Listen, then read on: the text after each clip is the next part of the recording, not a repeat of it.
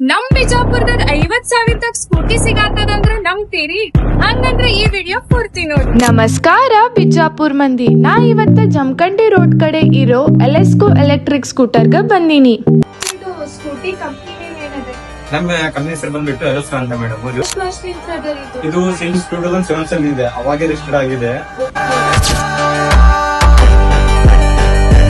ಅಂದ್ರೆ ನಿಮ್ದು ಇದು ರೇಂಜ್ ಪ್ರೈಸ್ ಎಲ್ಲಿ ಸ್ಟಾರ್ಟ್ ಆಗುತ್ತೆ? ಮ್ಯಾಮ್ ಇದು 50,000 ಇಂದ 1 ಲಕ್ಷ ತನ ಇದೆ. ಮತ್ತೆ ಏನಾದ್ರೂ ಆಫರ್ಸ್ ರೇಂಜಸ್? ಈಗ ನ್ಯೂಲಿ ಓಪನ್ ಇದೆ ಅಂತ ಎಲ್ಲರಿಗೆ 10,000 ಆಫ್. ಸ್ಟೂಡೆಂಟ್ಸ್ ಇದೆ 2,000 off madam. Oh wow. Scooty range ಎಲ್ಲಿ ಸ್ಟಾರ್ಟ್ ಆಗುತ್ತೆ? 60 ಇಂದ 120 ತನ ಇದೆ ಮೇಡಮ್. ಇದು ಗಾಡಿ ಬಂದ್ಬಿಟ್ಟು ನಿಮ್ಗೆ 120 ರೇಂಜ್ ಕೊಡುತ್ತೆ ಪರ್ ಚಾರ್ಜ್. ಸೊ ಎಲ್ಲ ಸ್ಕೂಟಿನಲ್ಲೂ ನಿಮ್ದು ಕಲರ್ ಬರುತ್ತೆ. ಹಾ ಕಲರ್.